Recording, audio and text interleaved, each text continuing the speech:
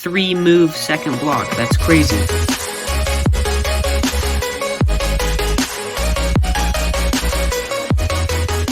Okay, guys, which lighting looks better for a video? This light? Does this look better? Or does this look better? Like, I don't know. I'm a trash YouTuber. Hi everyone, it's me from Blobinati Central. Today, this is the official method proposal of the RDD method, which stands for Roux-Domino-Duction. This method was invented by me in January of 2020. Okay, so the first step is you want to orient all of your edges. Now, if you don't know what that means, look up a tutorial of it. Sorry, I don't know how to explain things, but yeah, so you're gonna wanna orient all of your edges. So I can do mine like this. So once all of your edges are oriented, all you need to do is build your second block like you normally would with Roux. So I can do mine kind of like this. And then for the second pair, like this. And now I build a block and all my edges are oriented. Now you want to insert the belt, which means these two edges of where you would normally insert your second block. So, like this. And now, there's a bunch of algorithms you can use to orient all of the corners. I haven't learned all of them yet, nor have I discovered all of them yet, but there's a link to a Google Docs in the description of this video where you guys can help me finish this method. So, if you guys are interested in helping me finish this method, please do that. I would love some help. But for right now, I'm just gonna twist the corners to orient them all, sorry. Oftentimes, and actually most times, you can solve this step really intuitively by placing two oriented corners down here. So how you do this, if you have one in the bottom and one in the top, then you can easily put them side by side and then put them in the D layer. And now you have one of the 9 cross cases that you would normally face in OLL. But if you want to memorize all of the, I think there's around 18 algorithms for non-parity cases. Parity with these corners is when you don't have a case that you would normally have when solving OLL with the CFOT method. So for example, on the top it looks like I have an anti-soon, right? Except these corners are opposite, and these are headlights, so that means that it's not actually anti-soon.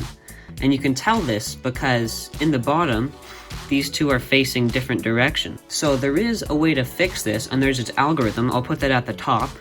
So if you want to learn this algorithm, which sometimes fixes and sometimes doesn't fix the parity issue, you may have to do it twice, right? Once all your corners are oriented, however, it becomes what's known as a domino cube. And this is called domino reduction because we're reducing a 3x3 to a domino cube, which is a 3x3x2. So on a domino cube, you can't do single R moves because the layers aren't lined up. You have to use R2 moves, which, as you can see, doesn't break domino reduction.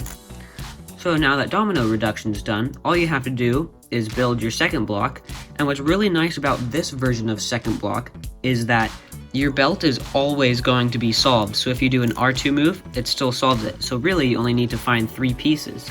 So mine happens to be all in a line. So really, this is a 1, 2, 3 move second block. That's crazy. Normally it takes like 18 moves. Be careful if the front 2 colors of your blocks are the same, that you can't insert this just like that because that'll flip the belt.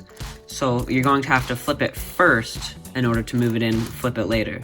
So what I do first is I line up the corners. So I always start white top, green front, so I know that this is yellow orange and this should be yellow red. So I look for the yellow red corners. So here's one and here's the other. I like to place the corners, the side that needs to go on the right facing towards or away from me, never on the sides.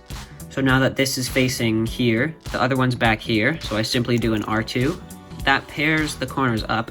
Now all you have to do is find the edge, so it's here. You think this would take a lot of moves to move this from there, like a whole U-perm or something, but it's really simple. All you have to do is do an M2, which doesn't break domino reduction, move your corners back, and do another M2, and that will put them all up, and then you can easily solve second block. So this is great so far. I mean, doing edge orientation and corner orientation takes a lot of moves, And that kind of balances out because second block is so good. You can sometimes get like second block skips because they're really easy. Anyways, the next step, this looks kind of like Roux, except sometimes your corners aren't solved. And instead of doing a T-perm or J-perm right away, you can do something a little bit better. You can continue with Roux and get your LR edges, which for me are red and orange. Line them up to their sides, and then try and solve it like LSE. And what that does is that actually reduces the number of PLLs to only 7 cases instead of 21. And I'll put the percentages up here. A-perm is the most common one of these. You're gonna get an A-perm 2/5 of the time. So you should just be looking for A-perm and know automatically A-perm.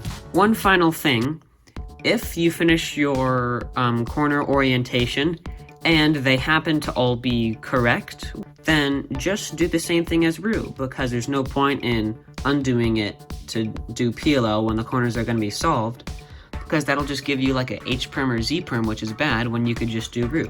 If you want to help me create this, then you can go to the Google Docs in the description and you can help me invent this method, finish all the algorithms, do multiple paths of it, and yeah, that's about it. Thanks for watching. Try out my method, please.